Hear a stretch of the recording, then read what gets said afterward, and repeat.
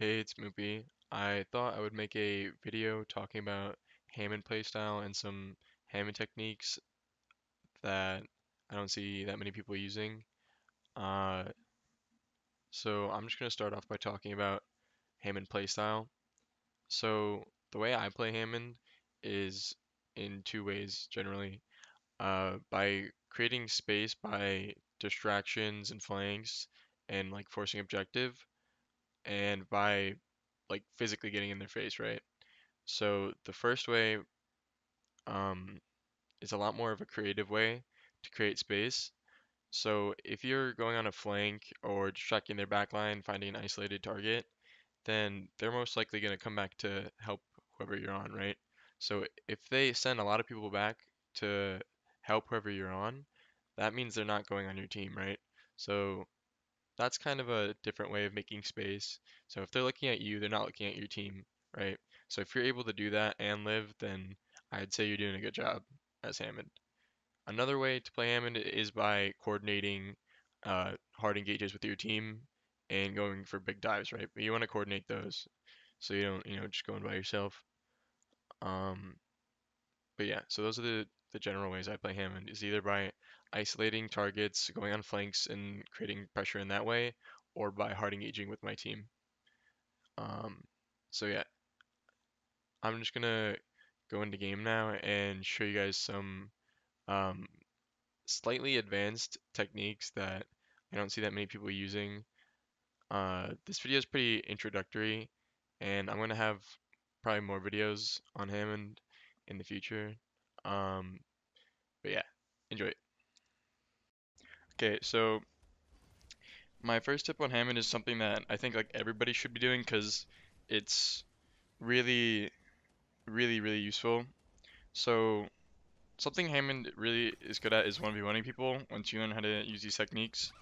And one of the best 1v1 things to do as Hammond is say I'm 1v1ing the spot and like it's kind of hard to 1v1 if you don't know this. Like you can't use your left control right while you're having like a 1v1 on the ground. So you can only shield and shoot at them. But if you drop off the edge just slightly, you can you can slam right back on. So this edge is actually pretty short right here, so it's not enough to let me slam if I just roll off like this. Like it doesn't let me slam. But if I jump, it'll let me slam.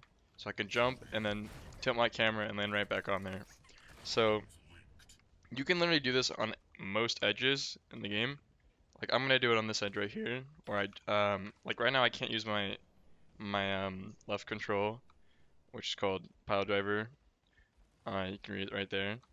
So right now it's not letting me use this, but if I jump off the edge and turn around, I can use it, right? So that's really good for when we're running people, because it'll catch them off guard, because not a lot of Hammonds are really doing this, so they'll think that the 1v1 will be easy, and then you can knock them up, and then they're going to be on a really easy path for you to track them as they're falling down.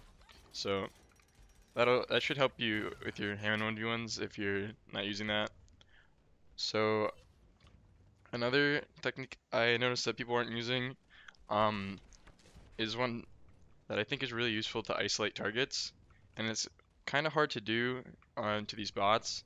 But basically, when you use grapple hook and you turn to the fireball, you can hit the one target and boop them back, and then if you stay with them, you can actually hit them a second time on the same like fireball, like the same grappling hook. So I'm gonna try to do it on these bots, but it's kind of hard without like a Lucio on your team.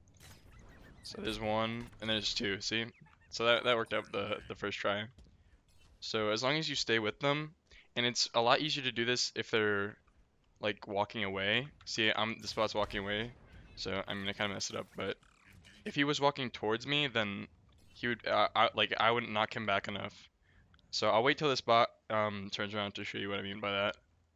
Um, so yeah, I'm gonna try to do it to the spot, and then see I go past him.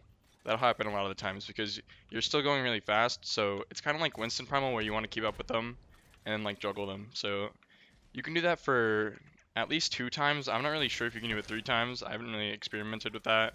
Um, but yeah, not a lot of people I think know that it can hit two times, and that's really useful for say like isolating a Zen in a team fight because it does double the boop damage, and then you just pull out your guns and finish him. So, and you can isolate a target by booping him really far away from their team. Okay, so my next tip is to use shield before slam when you're midair. So a lot of Hammonds are doing this combo right now where they grapple in, they slam, and they use shield, right? So they can get into battle, right after slamming. So, and that's not a bad combo if you want to like get out of ball form after you're landing, because this kind of exposes your head as Hammond, so you could get headshot this way. So sometimes I like to stay in ball form after I'm landing, and so just using shield right before you slam, it's gonna put you into unball mode because when you're in ball mode and you use shield, it forces you to unball, right? So instead of using it after you land when you dive, sometimes you might want to use it right before you pile drive. So I'll show you what I mean by this in a second when the shield goes up cooldown. Alright, so I'm going in, and then I'm looking to pile drive. I'm shielding and then pile driving, right? So that way I already have the health, and that time I unballed, just like, because I mean these bots aren't really that much of a threat, so I didn't need to stay balled, but like say you wanted to go into like a really dangerous like group of like Brig and Reinhardt and stuff like that.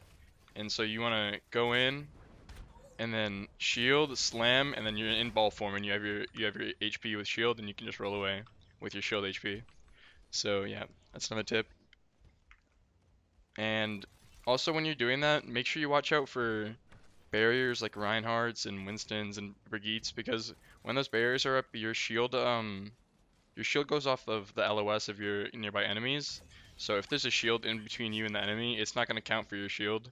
So sometimes people take a lot of damage expecting a big shield because they're about to go into a Reinhardt and a Brig and they think they're going to get a big shield, but they just get a really tiny shield because the LOS was blocked, the line of sight was blocked between the Hammond and the Reinhardt and Brig.